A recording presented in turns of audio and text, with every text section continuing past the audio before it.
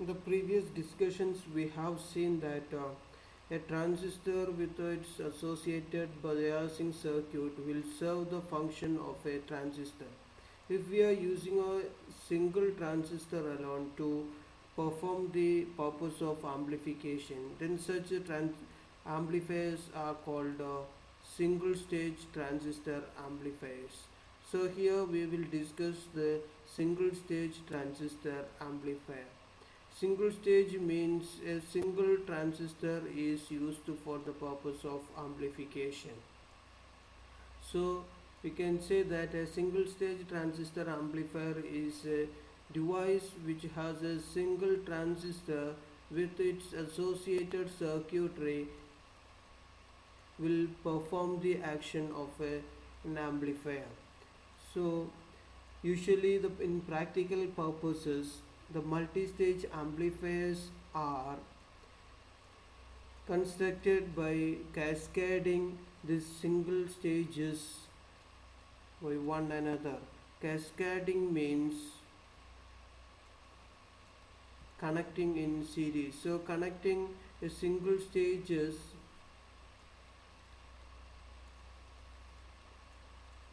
in series, we can construct the multi-stage amplifier. So in almost all electronic amplifiers, the basic element is the single stage amplifier.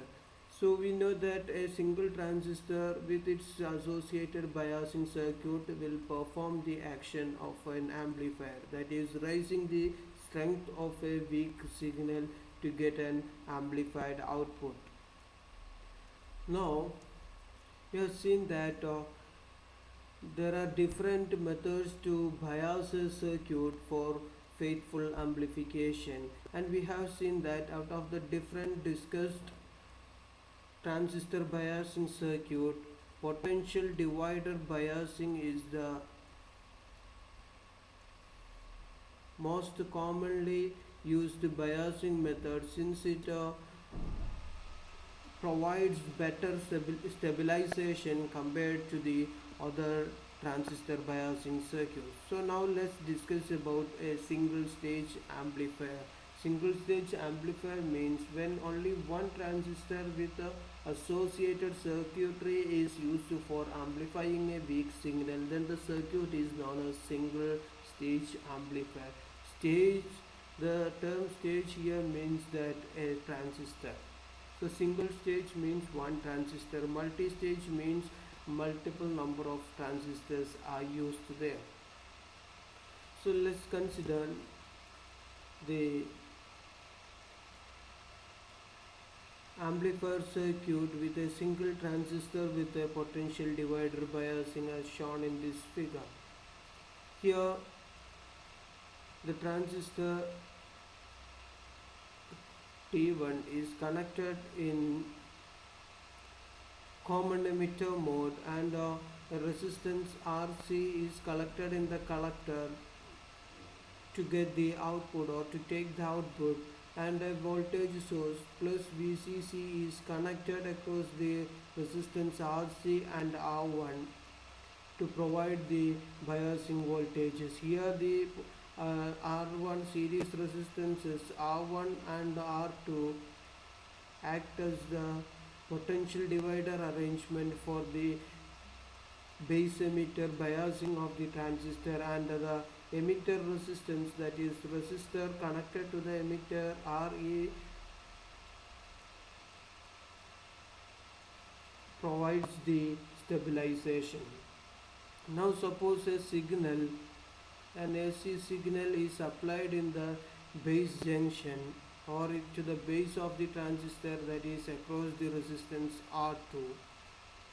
Now we know that this input signal during the positive half cycle, the base current IB is increases. This increase in base current will increase the collector current by an amount beta IC. So this beta IB, which is the collector current IC, this IC has to flow through the collector resistance, so we will get an output voltage V out is equal to ICRC. This is the usual case. Now suppose a signal AC is applied. Let's call it as small IB represents the total base current. Then the total collector current will be beta IB, which is equal to capital IC, which will provide an output voltage of V0 is equal to IC into RC. So this is the way this circuit provides the amplification of a weak signal. Let's try it with certain numerical values. Suppose the input signal applied here is having a voltage of 0.1 volt. Let V in is equal to 0.1 volt. Means 0.1 volt is the maximum peak voltage of the applied AC signal. Suppose this 0.1 volt provides a base current variation of 5 microampere, let's say, and 100 be the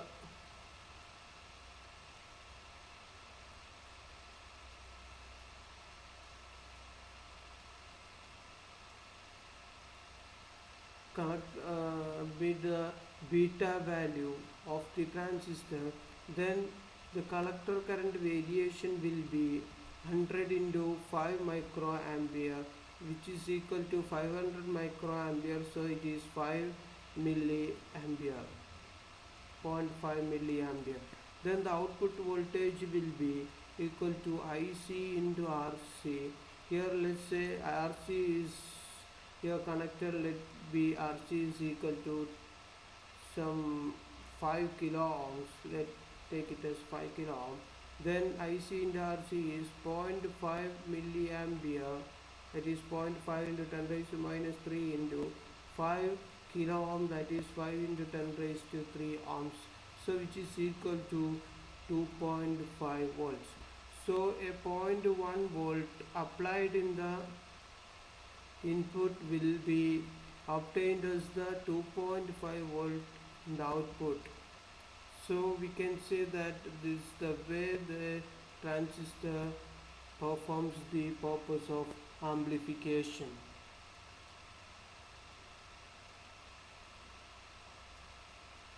Now let's consider the practical circuit of a single stage amplifier.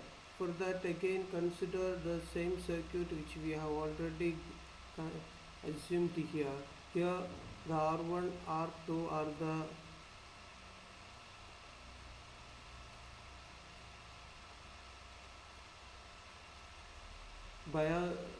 potential divider biasing, and we are connecting an AC signal of some voltage V in the input. Now if we connect a source, voltage source or AC signal source here, then this AC signal source will have certain resistance. Usually we know that every source will have a minimum resistance. So the resistance of this signal source will come in parallel with this R2.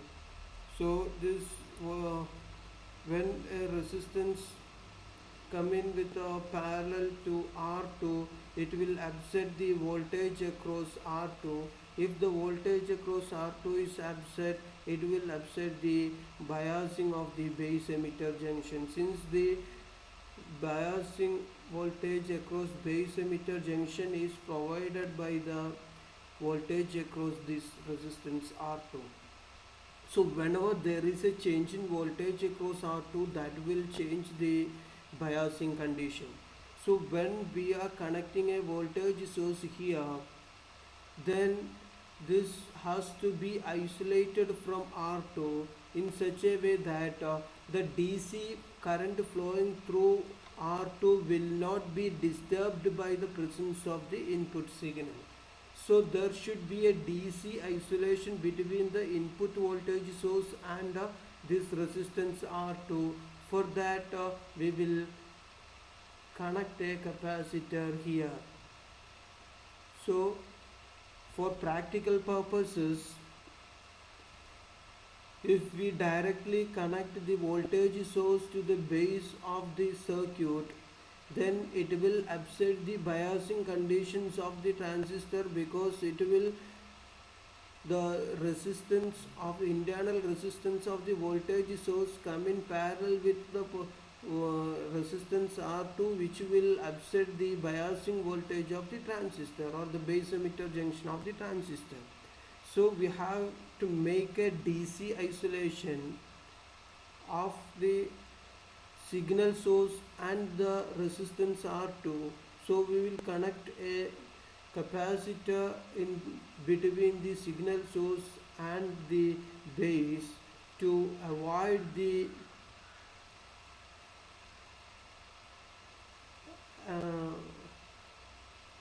changes in the voltage across R2.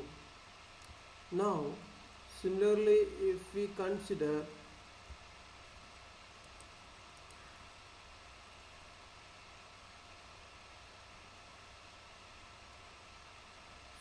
usually in practical purposes, we have discussed that the output is usually taken across the collector and the emitter, not across the collector resistance RC. So when we take the output across this one, then the emitter current IE has to flow through this RE. So the total emitter current IE will be the sum of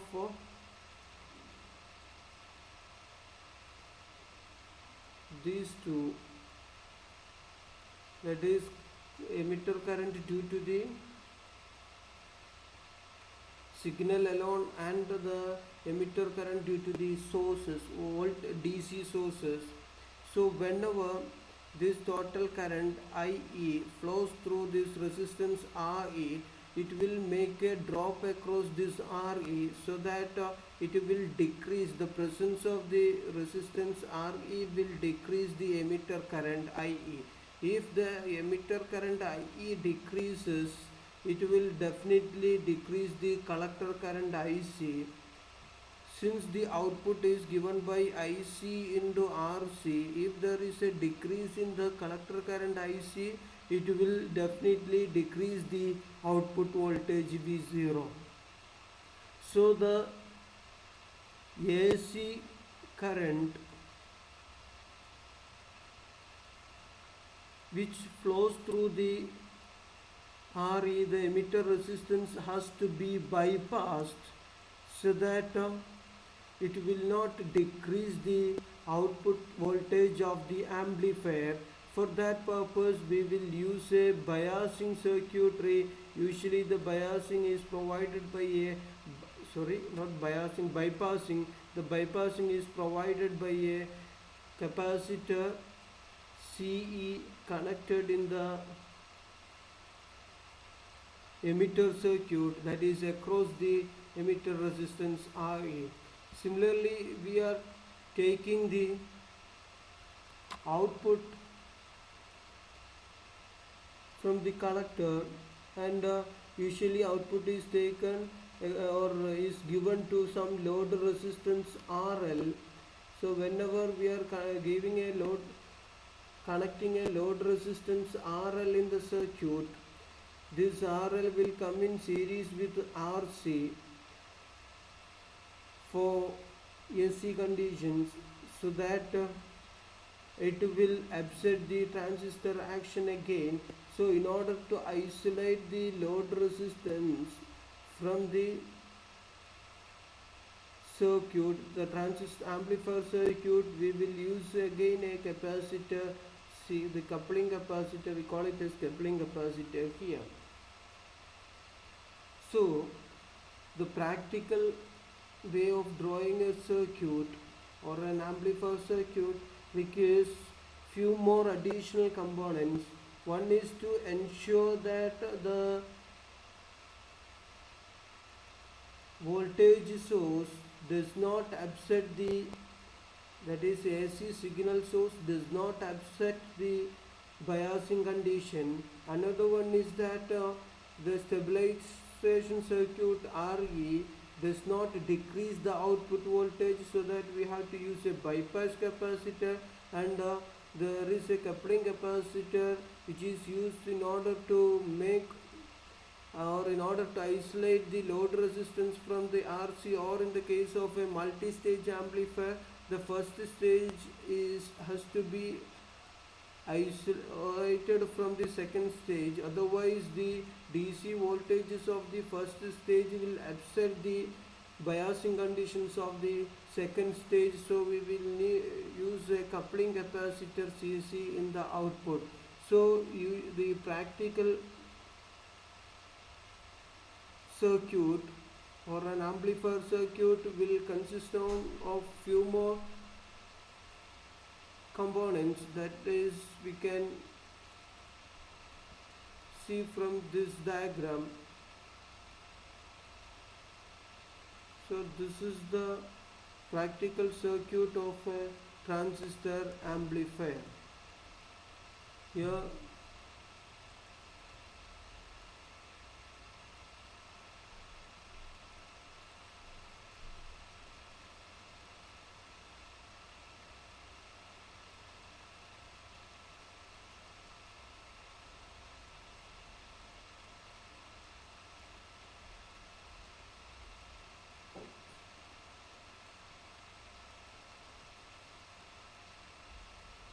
here we are having a voltage source plus VCC,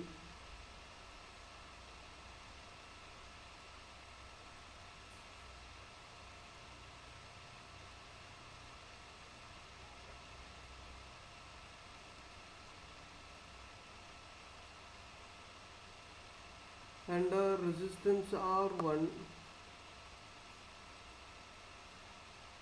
and resistance R2 is used to provide the biasing.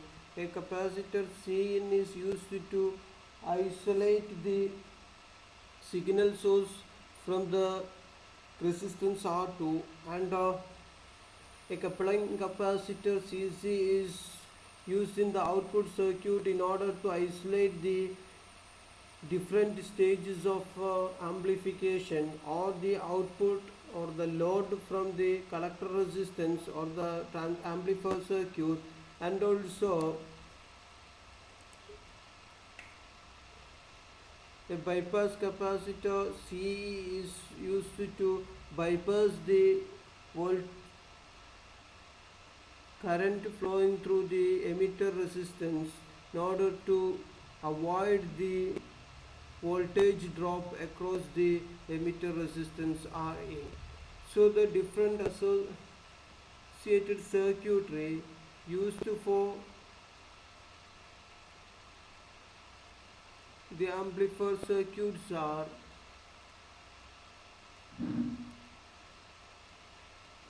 the resistances R1, R2 for proper biasing of the circuit, Re for the stabilization purpose,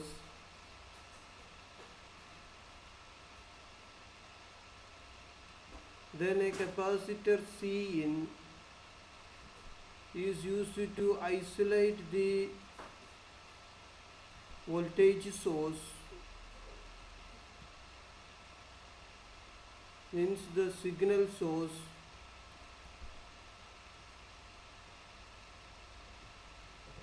from upsetting the biasing condition.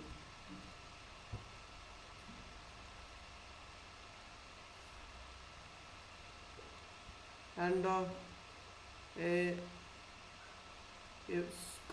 bypass capacitor or emitter bypass capacitor Ce to bypass the AC current flowing through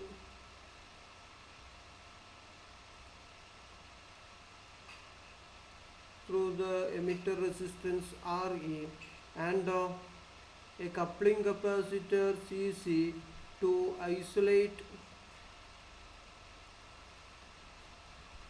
the different stages of amplifier. So Cc is called the coupling capacitor, then Ce is called the bypass capacitor, and Cin is called the blocking capacitor. Because this Cin blocks the DC signal appearing across R2 and voltage sources, so that it provides the proper biasing voltages. So this is the practical circuit of a single stage transistor amplifier. So now if we consider this circuit, we can see the different currents flowing through the circuit. There is a base current IB, which the total base current is given by IB is equal to sum of the base current due to the DC signals or the biasing condition, or we can say that it is the zero signal base current and the base current due to the signal alone, which is flowing through the base. The total collector current is given by IC is equal to the zero signal collector current plus the collector current due to the signal alone, and the emitter current IE is given by the total emitter current IE is given by emitter current due to the DC sources plus the emitter current due to the signal alone. And from here you can see that